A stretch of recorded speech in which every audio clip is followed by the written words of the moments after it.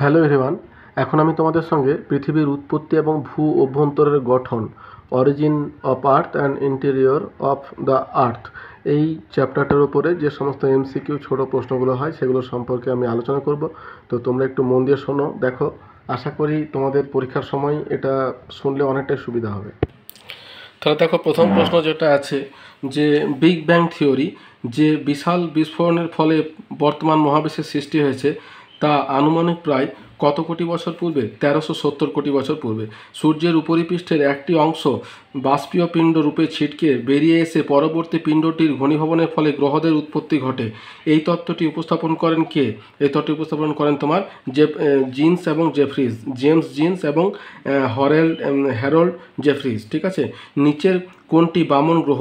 প্লুটোটা হচ্ছে বামন গ্রহ। পৃথিবীর উৎপত্তি সম্পর্কে গ্যাসীয় তত্ত্বের প্রবর্তক ইমানুয়েল কান্ট হলেন জার্মানি দার্শনিক। নেক্সট হচ্ছে তোমার বিগ ব্যাং তত্ত্বটি প্রকাশ করেন তোমার লেমিটার, জর্জ লেমিটার 1972 সালে প্রকাশ করেন। পৃথিবীর উৎপত্তি সংক্রান্ত কান্টের মতবাদটি তোমার গ্যাসীয় মতবাদ নামে পরিচিত। পৃথিবীর উৎপত্তি সংক্রান্ত কান্টের গ্যাসীয় মতবাদটি প্রকাশিত হয় 1755 সালে। কান্টের গ্যাসীয় তত্ত্ব অনুসারে পৃথিবীর সৃষ্টির আদি বস্তুকণা ছিল অতি শীতল এবং গতিহীন। মহাবিশ্ব এক অকল্পনীয় ক্ষুদ্র বিন্দু থেকে সৃষ্টি হয়েছিল। তাকে সিঙ্গুলারিটি বলে অভিহিত করেন আইনস্টাইন।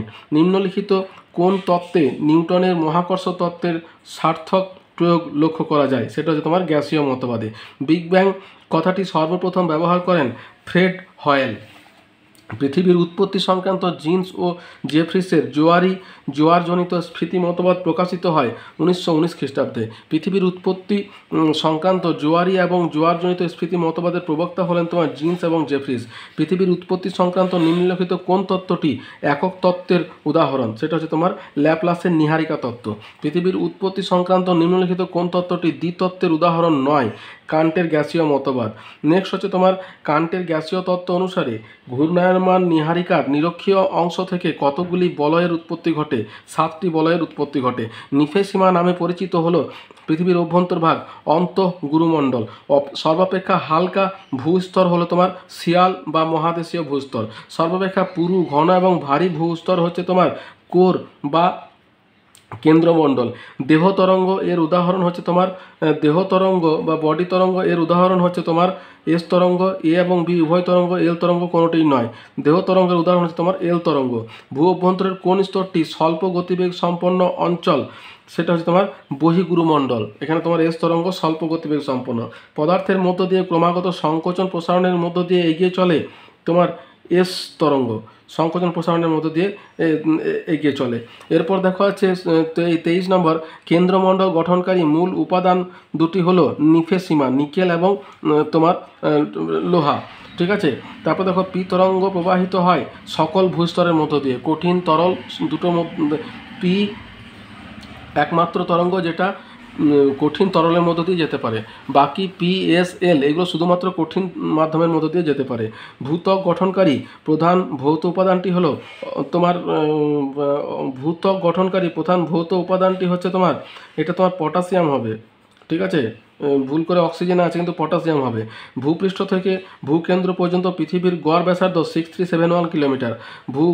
গুরুমণ্ডলে প্রায় 410 থেকে 670 কিলোমিটার দূরত্ব পর্যন্ত বিস্তৃত স্তরটি হলে তোমার গোলিথসাইন স্তর। বিশ্বের গভীরতম স্বর্ণখনি পনেং, যার গভীরতা 4 কিলোমিটার, যে দেশে অবস্থিত সেটা হচ্ছে দক্ষিণ আফ্রিকা। এটা সোনার খনি। ভূত্বক বা শিলামণ্ডলের গড় ঘনত্ব হচ্ছে তোমার 2.8 গ্রাম প্রতি ঘন সেন্টিমিটার। কেন্দ্রমণ্ডলের গড় ঘনত্ব হচ্ছে 13 গ্রাম প্রতি ঘন সেন্টিমিটার। মহাসাগরীয় ভূত্বক বা সীমার গড় ঘনত্ব হচ্ছে 2.9 গ্রাম প্রতি ঘন সেন্টিমিটার। গুরুমণ্ডল গঠনকারী মূল উপাদান হচ্ছে তোমার অলিভিন এবং পাইরক্সিন। তারপরে দেখো মহাসাগরীয় ভূত্বক বা সীমা গঠনকারী মূল উপাদান হচ্ছে সিলিকন এবং ম্যাগনেসিয়াম। পৃথিবীর কেন্দ্রে গড় উষ্ণতা হচ্ছে তোমার 5150 ডিগ্রি সেলসিয়াস। কেন্দ্রমণ্ডলের গড় বেধ হচ্ছে তোমার 3480 কিলোমিটার। নেক্সট যেটা আছে দেখো, বলছে শিলামণ্ডলের গড় গভীর বেধ হচ্ছে তোমার 33 কিলোমিটার। গুরুমণ্ডলের গড় বেধ হচ্ছে তোমার 2891 কিলোমিটার। মহাদেশগুলি মূলত যে শিলায় গঠিত সেটা হচ্ছে গ্রানাইট। মহাসাগরীয় ভূত্বক যে শিলায় গঠিত সেটা হচ্ছে তোমার বেসাল্ট। ঠিক আছে। তারপরে দেখো লেম্যান বিযুক্তি রেখা ভূপৃষ্ঠ থেকে কত কিলোমিটার গভীরে অবস্থিত? 5150 কিলোমিটার। পৃথিবীর মোট আয়তনের 83% অধিকার করে আছে গুরুমণ্ডল। গুরুমণ্ডল পৃথিবীর মোট ভরের কত শতাংশ অধিকার করে? 68%। কেন্দ্রমণ্ডল পৃথিবীর মোট আয়তনের কত শতাংশ অধিকার করে? 18%। যে ভূকম্পীয় তরঙ্গ তরল পদার্থের মধ্যে দিয়ে প্রবাহিত হতে পারে সেটা হচ্ছে তোমার পি তরঙ্গ। অ্যাস্ট্রনোস্ফিয়ার নামকরণ করেন ব্যারেল। কোন ভূকম্পীয় তরঙ্গ আলোর তরঙ্গের ন্যায় গমন করে? এস তরঙ্গ। পৃথিবীর উৎপত্তি সম্পর্কিত প্রাচীনতম মতবাদ কোনটি? বুফনের মতবাদ। ল্যাপ্লাস এর মতবাদের নাম হলো নিহারিকা মতবাদ। নেক্সট হচ্ছে তোমার পৃথিবীর ভূ অভ্যন্তরে সম্পর্কিত তথ্য সংগ্রহের ক্ষেত্রে মানুষ এখনও পর্যন্ত যে গভীরতা পর্যন্ত নমুনা সংগ্রহ করতে পেরেছে সেটা হচ্ছে 10 কিলোমিটার, অর্থাৎ ভূপৃষ্ঠ থেকে 10 কিলোমিটার পর্যন্ত ভিতরে মানুষ যেতে পেরেছে। এরপর দেখো 52 বলছে কোনটি ভূ অভ্যন্তরের তথ্য সংগ্রহের জন্য প্রত্যক্ষ উৎস নয়? ভূকম্পীয় তরঙ্গ। সিসমিক ইন্টেন্সিটি শব্দটি প্রথম ব্যবহার করেন কে? গুটেনবার্গ এবং রিক্টার। সাধারণভাবে ভূকম্পের তরঙ্গের গভীরতা হয় 16 কিলোমিটার। ভূকম্পনের উপকেন্দ্র থেকে প্রতিপাত উপকেন্দ্রের দূরত্ব সর্বদা হয় 180 ডিগ্রি। পাত সংস্থান তত্ত্ব সামনে আসার পর পৃথিবীর ভূ অভ্যন্তরের বহু তথ্য সামনে এসেছে। এই তত্ত্বটি কোন সময়ে সামনে আসে? তোমার 1960 খ্রিস্টাব্দের সামনে আসে। এটা সব থেকে নতুন তত্ত্ব। স্থিতিস্থাপক প্রত্যাঘাত তত্ত্ব আধুনিক ভূতত্ত্ববিদ্যার অন্যতম ভিত তৈরি করে। এটি কার লেখা? এটা হ্যারি ফিডিং রিড এর লেখা। এই যাবৎকাল পর্যন্ত পৃথিবীর গভীরতম খনন কার্যটি হয় কোলা উপদ্বীপে। সেটি কোন খ্রিস্টাব্দে হয়? 1970 খ্রিস্টাব্দে। নেক্সট হচ্ছে দেখো একটি ভূকম্পচ্ছেদ অঞ্চলের উদাহরণ হলো ভারত মহাসাগরীয় অঞ্চল। যে ভূমিকম্প তরঙ্গ ভূকম্প কেন্দ্র থেকে চারিদিকে ছড়িয়ে পড়ে এবং অবশেষে ভূপৃষ্ঠে ছড়িয়ে পড়ে তাকে বলা হয় দেহ তরঙ্গ। ভূকম্প কেন্দ্র থেকে আগত কোনো তরঙ্গ সর্বপ্রথম ভূপৃষ্ঠে সিসমোগ্রাফ যন্ত্রে লিপিবদ্ধ হয় প্রাথমিক বা পি তরঙ্গ। ভূমিকম্প ছায়াবলয় সৃষ্টি হয় মূলত পি এবং এস তরঙ্গ। ভূমিকম্পের কোন তরঙ্গ সর্বপ্রথম সিসমোগ্রাফে লিপিবদ্ধ হয়? সেটা হচ্ছে পি তরঙ্গ। ভারতের প্রথম সিসমোলজিক্যাল স্টেশন কোথায় স্থাপিত হয়েছে? 2001 খ্রিস্টাব্দে লাট্টুর, মহারাষ্ট্রে। বর্তমানে ভারতে মোট কতগুলি সিসমোলজিক্যাল স্টেশন আছে? 115টি। নেক্সট হচ্ছে ভূমিকম্পের কেন্দ্রের দিকে পি এস তরঙ্গবিহীন অঞ্চলকে বলা হয় বেনিয়প অঞ্চল। গ্রানাইট শিলার উপর পি তরঙ্গের গতিবেগ 1.8 কিলোমিটার পার সেকেন্ড। একটি বড় ভূমিকম্পের আগে ঘটতে পারে এমন ছোট ছোট কম্পনকে বর্ণনা করতে ব্যবহৃত শব্দটি হলো ফোরশক।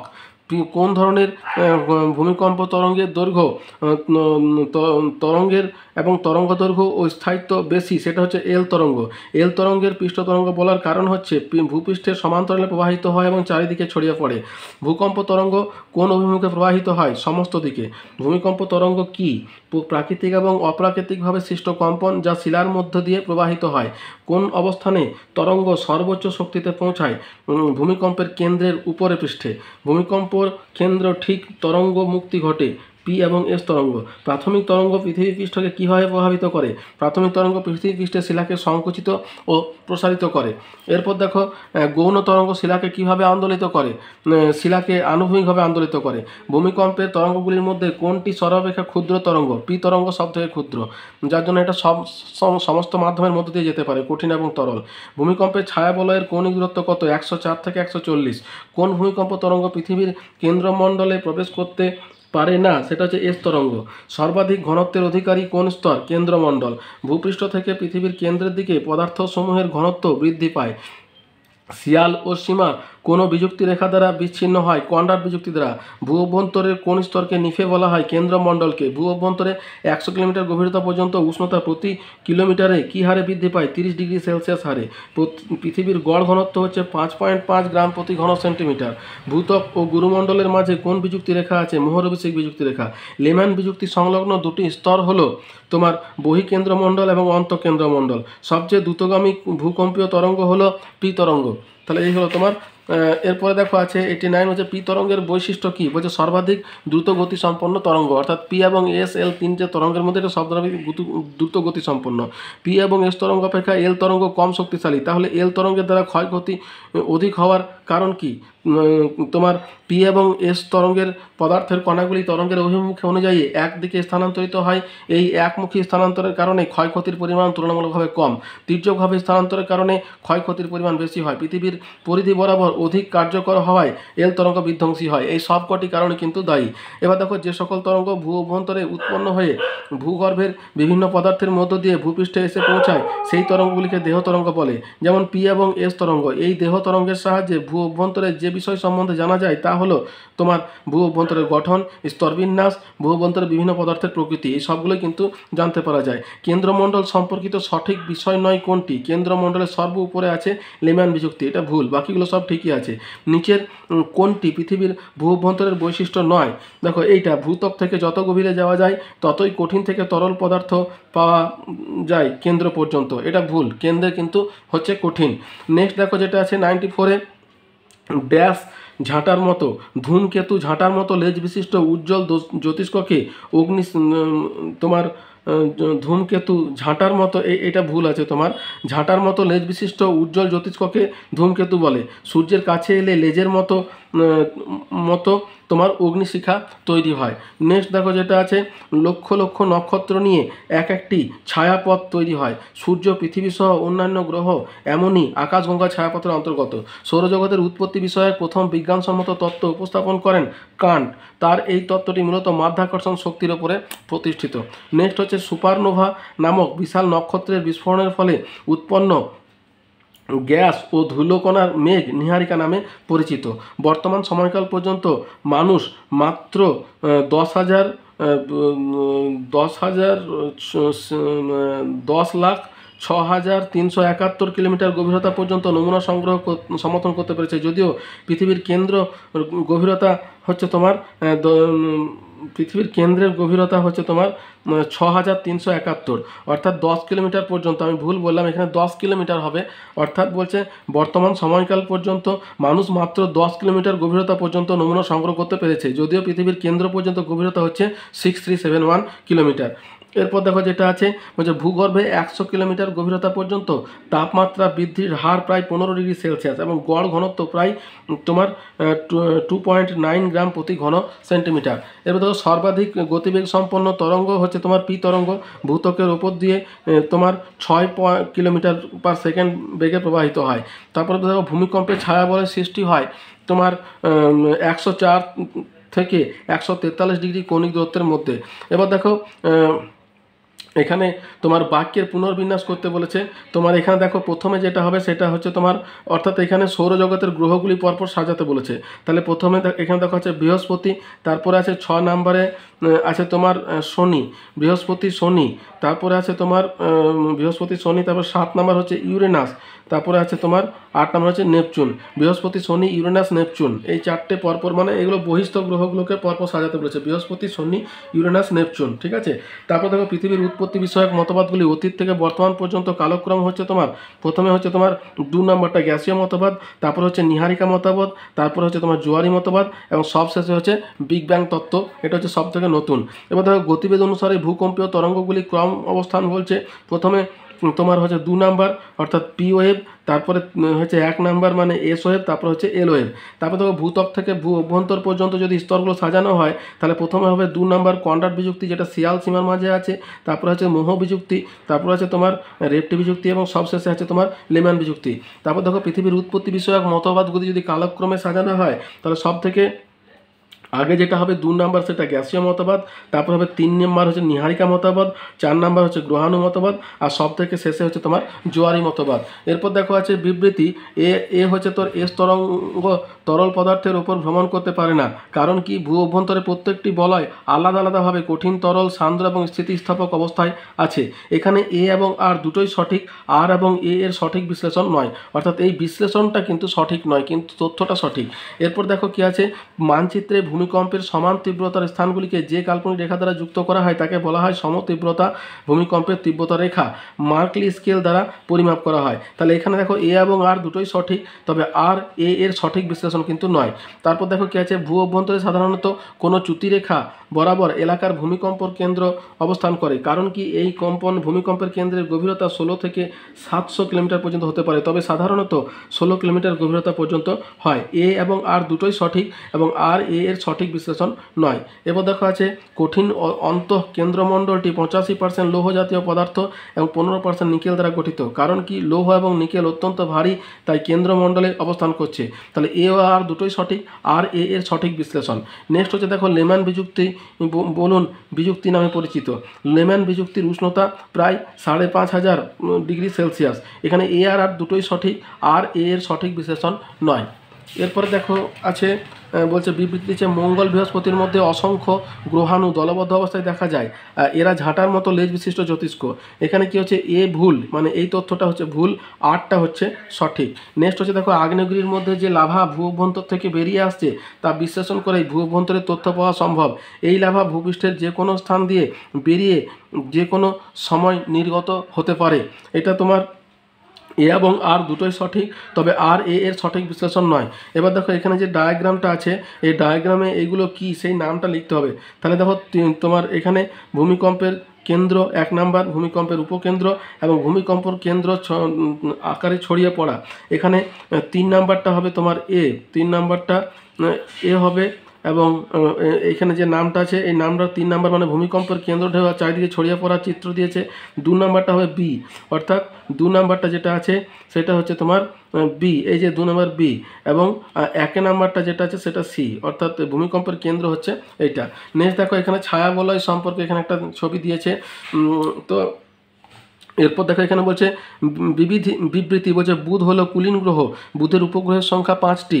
তারপর তোমার বুধের নিকটস্থ গ্রহ, বুধ সূর্যের নিকটস্থ গ্রহ, বুধকে লাল গ্রহ বলা হয়। এবারে পরপর যদি আমরা ভুল ঠিক বলি তাহলে 1 নাম্বারটা ঠিক আছে, তারপরেরটা হচ্ছে এটা আছে তোমার ভুল, তারপরে 3 নাম্বারটা ঠিক আছে, 4 নাম্বারটা ভুল, ঠিক আছে। এরপরে দেখো আছে সত্য মিথ্যা। এখানে গ্যাসীয় মতবাদ ইমানুয়েল কান্ট, এটা ঠিক। তারপরে দেখো নিহারিকা মতবাদ জিন্স এবং জেফ্রিস, এটা ভুল। তারপর 3 নাম্বার দিয়েছে বিগ ব্যাং থিওরি জর্জ ল্যামিটর, এটা ঠিক আছে। জোয়ারি মতবাদ ল্যাপলাস, এটা কিন্তু ভুল। এরপর দেখো ভূ অভ্যন্তরের প্রত্যক্ষ উৎস হলো লাভার নমুনা বিশ্লেষণ, এটা ঠিক। তারপরে দেখো যেটা আছে ভূ অভ্যন্তরের প্রত্যক্ষ উৎস হলো খনন কার্য, এটাও ঠিক। তারপরে দেখো এটা আছে ভূ অভ্যন্তরের প্রত্যক্ষ উৎস হচ্ছে খনি অঞ্চল, সত্য। ভূ অভ্যন্তরের পরোক্ষ উৎস হলো ভূমিকম্প তরঙ্গ, সত্য। সবকটি সত্য। এবার দেখো পৃথিবীর উপরিভাগ থেকে কেন্দ্রের দিকে ঘনত্ব ক্রমশ বাড়তে থাকে, কেন্দ্রমণ্ডল অত্যন্ত হালকা পদার্থ দিয়ে তৈরি। এখানে এ সত্য, কিন্তু বিটা হচ্ছে ভুল। এখানে দেখো প্রাথমিক তরঙ্গ কঠিন, তরল, গ্যাসীয় এই 3টি প্রকার মাধ্যমের মধ্যে দিয়ে পরিবাহিত হয়। প্রাথমিক তরঙ্গ অত্যন্ত ধীর গতির তরঙ্গ, এটা ভুল, এটা ঠিক। দেখো দুটোই ভুল, এটাও ভুল আবার এটাও ভুল, তাহলে দুটো বক্তব্যই কিন্তু মিথ্যা। এরপর দেখো দিয়েছে এল তরঙ্গ সর্বাপেক্ষা ক্ষুদ্র তরঙ্গ দৈর্ঘ্য সম্পন্ন হয়, বি হচ্ছে পি তরঙ্গ ভূপৃষ্ঠ বরাবর প্রবাহিত হয়। এখানে দুটি কিন্তু মিথ্যা। এবার দেখো ভূমিকম্প লিক যন্ত্রের আবিষ্কার হচ্ছে রিক্টার, জন মিলেন আধুনিক ভূকম্প লিক যন্ত্র আবিষ্কার করেন। এখানে এটা মিথ্যা, বিটা সত্য, অর্থাৎ এটা ঠিক, এটা ভুল। এবার দেখো ভূ অভ্যন্তরের তথ্য কোনটা বলছে অগ্নুদ্গমে লাভা পর্যালোচনা করে ভূমিকম্প তরঙ্গ বিশ্লেষণ দ্বারা খনি অঞ্চল থেকে প্রাপ্ত উচ্চ উষ্ণতা, চাপ এবং ঘনত্ব সম্পর্কিত তথ্যের দ্বারা। এখানে সবকটি কিন্তু এখানে সঠিক। এরপর দেখো এখানে তোমার ডান বাম মেলাতে বলেছে। তো প্রথমে চেম্বারলিন এবং মুল্টন যেটা আছে সেটা হবে গ্রহাণু তত্ত্ব, ঠিক আছে। তারপরে তোমার বি ল্যাপলাস যেটা হবে সেটা হচ্ছে তোমার 4 নাম্বার নিহারিকা মতবাদ। ইমানুয়েল কান্টের সি যেটা আছে সেটা হবে 1 নাম্বার গ্যাসীয় মতবাদ, এবং যেটা বাকি রইল সেটা হচ্ছে তোমার জোয়ারি মতবাদ। এরপর দেখো এখানে পি এস এল 3টে তরঙ্গ। এখানে এ যেটা আছে সেটা অনুদৈর্ঘ্য তরঙ্গ পি, ঠিক আছে। বি আছে তোমার এস তরঙ্গ, এটা 1 নাম্বার অনুপ্রস্থ তরঙ্গ, এবং এলটা হচ্ছে তোমার তির্যক তরঙ্গ। এবার দেখো এখানে গতিবেগ সম্পর্কে দিয়েছে। পি এর গতিবেগ হচ্ছে তোমার পি এটা হচ্ছে 1 number 6.8 kilometre per second, S তরঙ্গের গতিবেগ হচ্ছে তোমার 3.5 কিলোমিটার পার সেকেন্ড, এবং এল তরঙ্গের গতিবেগ 3.4 কিলোমিটার পার সেকেন্ড, অর্থাৎ এটা কিন্তু ঠিক আছে। নেক্সট হচ্ছে স্তম্ভ। দেখো বিযুক্তি সম্পর্কে দিয়েছে কেন্দ্রমণ্ডল এবং গুরুমণ্ডলের মাঝে আছে কন্ডার বিযুক্তি, বহিঃগুরুমণ্ডল এবং অন্তঃগুরুমণ্ডলের মাঝে আছে রেপটি বিযুক্তি, 3 ভূতক এবং গুরুমণ্ডলের মাঝে আছে তোমার মোহ বিযুক্তি, এবং শিয়াল সীমার মাঝে আছে তোমার রেপটি বিযুক্তি। তোমার তারপর দেখো স্তম্ভ মেলাতে শিয়াল এবং সীমা, এখানে ঘনত্ব সম্পর্কে দিয়েছে। শিয়ালের ঘনত্ব যেটা সেটা হচ্ছে 2.8, তারপরে তোমার বহি গুরুমণ্ডলের ঘনত্ব হচ্ছে 4.5, সি হচ্ছে তোমার বহি কেন্দ্রমণ্ডলের ঘনত্ব হচ্ছে তোমার 10 থেকে 12, এবং অন্তঃকেন্দ্রমণ্ডলের 13.6। এবার দেখো গভীরতা অনুসারে তোমার এখানে দিতে হবে। তো সব থেকে পরে যেটা দেখো এরপর দিয়েছে গ্যাসীয় মতবাদ, যেটা তোমার গ্যাসীয় মতবাদটা 1755। তারপরে দেখো জোয়ারি মতবাদটা হচ্ছে তোমার 1918। মহাবিস্ফোরণ মতবাদ যেটা সেটা তোমার হচ্ছে তোমার 1929। এবং ডি নাম্বার যেটা বুশম্যান উপজাতি, এটা 1796। এটা গেল তোমার স্তম্ভ মেলানো। এরপর দেখো মহাদেশীয় ভূত্বক যেটা, সেটা 2 নাম্বার শিয়াল। মহাসাগরীয় ভূত্বক যেটা, সেটা হবে তোমার মহাসাগরীয় ভূত্বক যেটা আছে সেটা তোমার হচ্ছে 4 নাম্বার সীমা। হ্যাঁ, বহিগুরুমণ্ডল যেটা হচ্ছে সেটা হচ্ছে তোমার প্রোফেসিমা। এবং বুশম্যান উপজাতি এটা শিয়াল, যদিও এটা আমার ঠিক মেল মনে হচ্ছে না। তাহলে এবার দেখো এখানে দিয়েছে যে পৃথিবীর মাধ্যাকর্ষণ শক্তি এবং ঘূর্ণন বেগের ওপরে ভিত্তি করে সৌরজগতের উৎপত্তি সংক্রান্ত তত্ত্ব প্রথম উপস্থাপন করেন কান্ট। নেক্সট হচ্ছে তোমার প্রবল বিস্ফোরণের মধ্য দিয়ে নক্ষত্র, নীহারিকা, ছায়াপথ প্রভৃতি গড়ে উঠেছে। এই বক্তব্যটি যে তত্ত্বের মূল প্রতিপাদ্য বিষয় সেটা হচ্ছে বিগ ব্যাং তত্ত্ব। তারপর দেখো ভূগর্ভের চাপ সবচেয়ে বেশি দেখা যায় কেন্দ্রমণ্ডলে। এল তরঙ্গ হলো বহিস্থ তরঙ্গ বা পৃষ্ঠ তরঙ্গ। তাহলে এই গেল তোমার আমাদের এই সাঁতরার যে বই প্রামাণিক মৈত্র দিনডা, এইটার শর্ট প্রশ্নগুলো আমরা আলোচনা করলাম। এরপরে দেখো আমরা পারুল প্রকাশনীর যে অজিত কুমার শীলের যে বইটা আছে সেটা নিয়ে আমরা এবার একটা আলোচনা করছি। হচ্ছে নিম্নলিখিত কোনটি ল্যাপ্লাসের ধারণা বিরোধী গাণিতিক হিসাব। ঠিক আছে, নীহারিকা মতবাদের প্রবক্তা হচ্ছে তোমার কান্ট এবং ল্যাপ্লাস উভয়ই। তারপরে জোয়ারি স্ফীতি মতবাদের প্রবক্তা হচ্ছে জিন্স এবং জেফ্রিজ। নেক্সট হচ্ছে বিশ্বব্রহ্মাণ্ড সৃষ্টির সর্বাধুনিক মতবাদ হচ্ছে বিগ ব্যাং মতবাদ। তারপরে বিশ্বব্রহ্মাণ্ড সৃষ্টির প্রাথমিক অবস্থা ছিল 1370 কোটি। সিএমবি হলো তোমার cosmic microwave background. Big bang ঘটনার পর প্রথম দিকে তৈরি হয় প্রোটন এবং নিউট্রন। গ্রহ উপগ্রহের উৎপত্তি সম্পর্কে নীহারিকা মতবাদটি প্রকাশ করেন Immanuel Kant. Expositions of the solar system গ্রন্থটির রচয়িতা হচ্ছে তোমার পিএস ল্যাপ্লাস। নেক্সট হচ্ছে বিগ ব্যাং ঘটনার সঙ্গে সৃষ্টি হয়েছে পরিসর এবং শক্তি দুটোই। বিগ ব্যাং মডেল অনুসারে বিশ্ব ব্রহ্মাণ্ড শুরুতে অত্যন্ত উত্তপ্ত এবং ঘন অবস্থায় ছিল। নিম্নলিখিতগুলির মধ্যে কোনটি ঠিক নয়? মহাসাগরের তলদেশ রয়েছে পুরু গ্রানাইট স্তর, এটা তোমার ভুল। নিম্নলিখিতগুলির মধ্যে কোনটি ঠিক? বলছে ভূত্বক এবং গুরুমণ্ডলের মধ্যে রয়েছে এম বিযুক্তি, মোহ বিযুক্তি, এটা ঠিক। ঠিক আছে, এরপর দেখো সিসমোলজি হলো ভূকম্প সম্পর্কিত বিজ্ঞান। ভূত্বকের গড় গভীরতা 30 কিলোমিটার। গুরুমণ্ডল ভূত্বকের নিম্নাংশ থেকে কত কিলোমিটার গভীরতা পর্যন্ত বিস্তৃত? 2900 কিলোমিটার। ভূ অভ্যন্তরে ছায়া অঞ্চল বা শ্যাডো জোন কেন্দ্রমণ্ডলে রয়েছে। তারপরে দেখো হচ্ছে মহাদেশের নিম্নভাগে ভূত্বকের ঘনত্ব 2.9 গ্রাম প্রতি ঘন সেন্টিমিটার।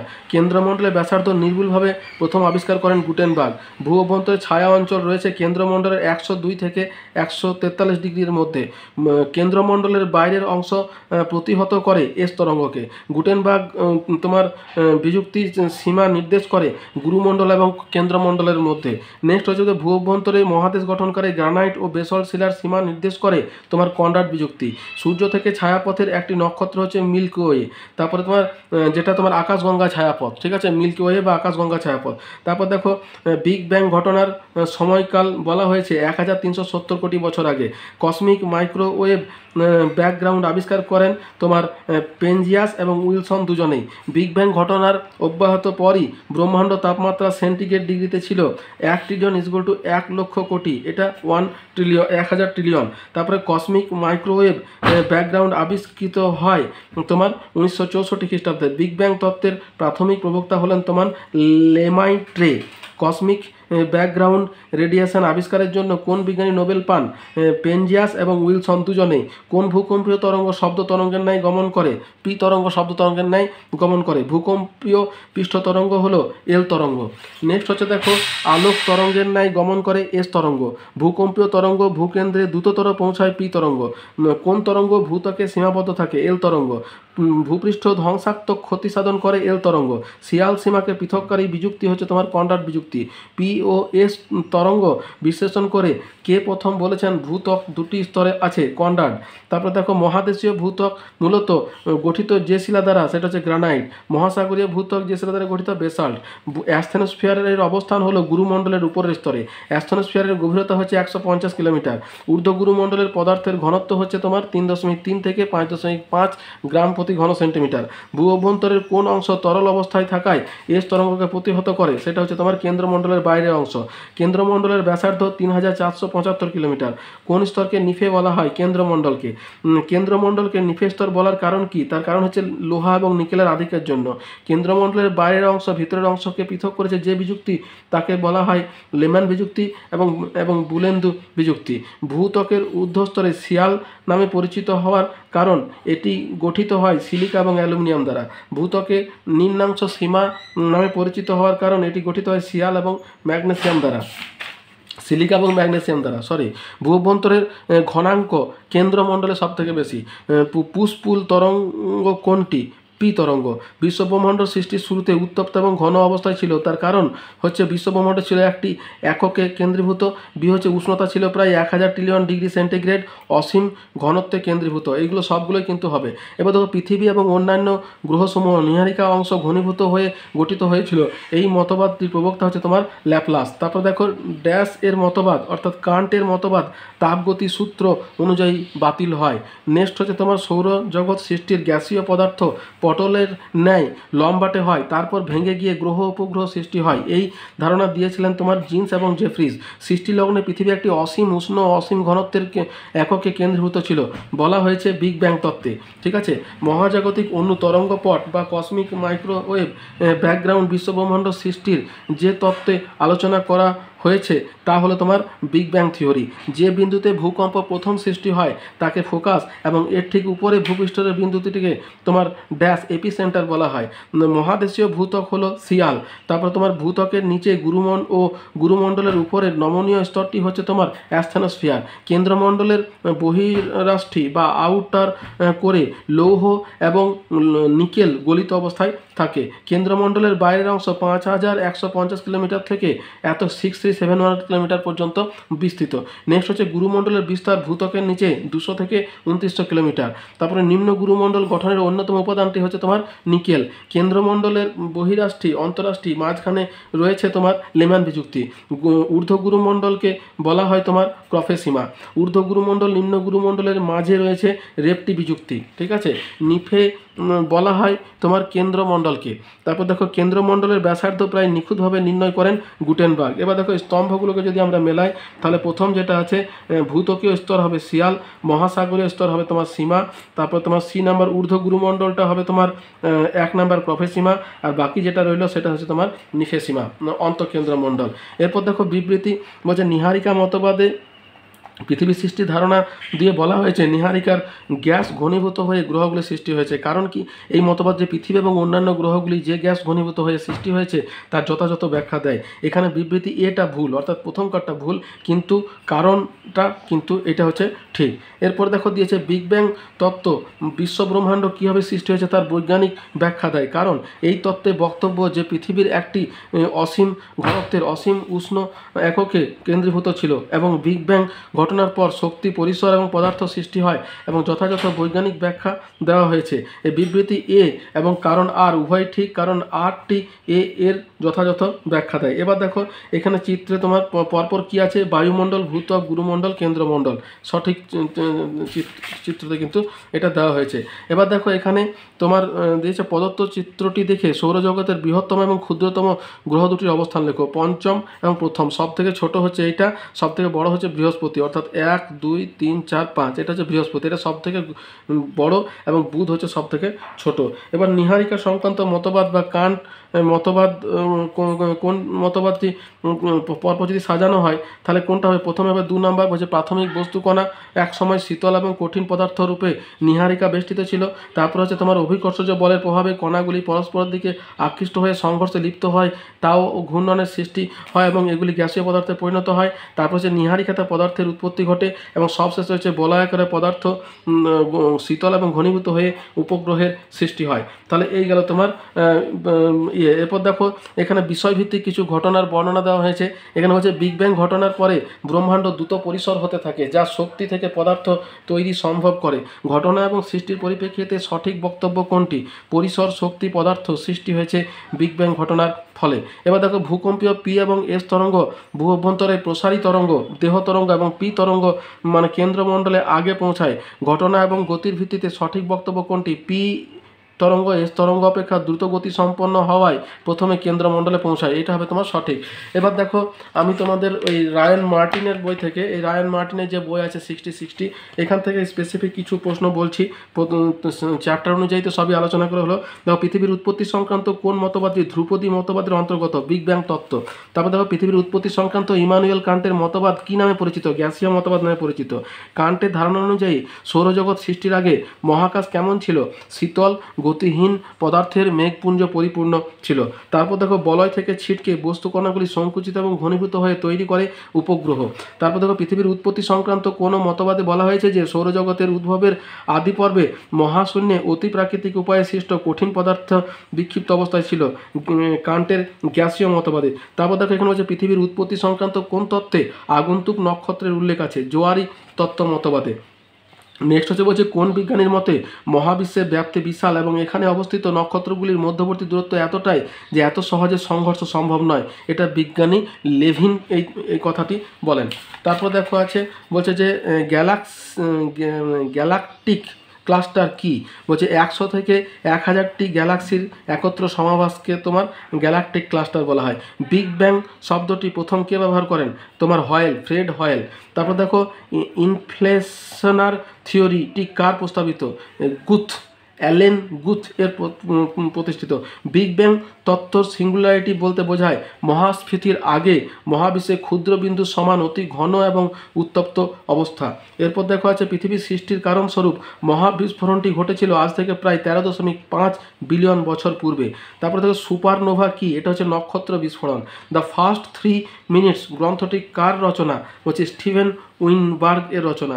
তারপর দেখো বলেছে যে নেক্সট হচ্ছে তোমার এখানে জিরো ভলিউম বলতে কি বোঝায়, বলছে মহাবিস্ফোরণের আগে ব্রহ্মাণ্ডের সমস্ত পদার্থ এবং শক্তির একটি বিন্দুতে ঘনীভূত অবস্থা। তারপর দেখো ডার্ক ম্যাটার বলতে কি বোঝায়, বলছে মহাজাগতিক বস্তু যা ইলেকট্রোম্যাগনেটিক বিকিরণ করতে পারে না। এবার দেখো কসমিক মাইক্রোওয়েভ ব্যাকগ্রাউন্ড রেডিয়েশনকে আবিষ্কারক করেছিলেন, বলছে প্যানজিয়াম এবং রবার্ট উড্রো উইলসন আবিষ্কার করেছিলেন। এরপর দেখো আমাদের এটা হওয়ার পরে তোমার ভূ অভ্যন্তর ভাগ সম্পর্কে যে কতগুলো আছে সেটা দেখো, বলছে ভূ অভ্যন্তর থেকে কেন্দ্রবিন্দুর গভীরতা হচ্ছে 671 কিলোমিটার। পৃথিবীর অভ্যন্তরের কৃত্রিম গর্তের গভীরতা প্রায় 12 কিলোমিটার। এটা কিন্তু অন্য বইয়ে 10 কিলোমিটার দেওয়া আছে, অর্থাৎ 10-12 দুটোই হতে পারে। কৃত্রিম উপগ্রহ তোমার প্রেরিত তথ্য অনুযায়ী পৃথিবীর গড় ঘনত্ব হচ্ছে 5.517 গ্রাম প্রতি ঘন সেন্টিমিটার। পৃথিবীর সৃষ্টি সংক্রান্ত জোয়ারি তত্ত্বের প্রবক্তা হচ্ছে জিন্স এবং জেফ্রিস। তারপরে চাপ বাড়লে পদার্থের ঘনত্ব বাড়ে। ভূ অভ্যন্তরে তাপমাত্রা বৃদ্ধির হার হচ্ছে তোমার প্রতি 100 মিটারে 3 ডিগ্রি সেলসিয়াস। তারপর দেখো তাপীয় ভূতাপীয় অবক্রম হলো ভূপৃষ্ঠ থেকে অভ্যন্তরের দিকে ক্রমশ উষ্ণতা বৃদ্ধি। তারপর দেখো বলছে নিম্নলিখিত কোনটি ভূ অভ্যন্তরের গঠন সম্পর্কিত তথ্যের একটি প্রাকৃতিক উৎস, বলছে ভূকম্পন তরঙ্গের গতি প্রকৃতি।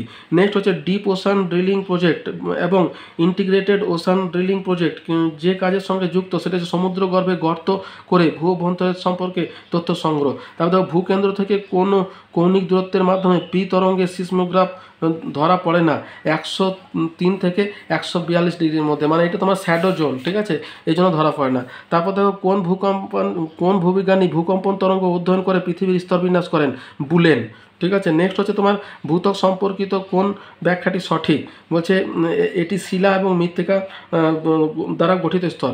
ভূত্বক গঠনকারী প্রধান ভৌত উপাদানগুলির মধ্যে বেশি থাকে অক্সিজেন, ঠিক আছে, অক্সিজেন কিন্তু সব থেকে বেশি থাকে ভূত্বক গঠনকারী ভৌত উপাদানগুলির মধ্যে। তারপর দেখো ভূকম্পের পি, এস এবং এল তরঙ্গের ভূভাগের যে তরঙ্গের ভেতর দিয়ে চলাচল করতে পারে তাকে বলা হয় ভূত্বক। এরপর দেখো মহাদেশীয় ভূত্বকের অপর নাম হচ্ছে শিয়াল।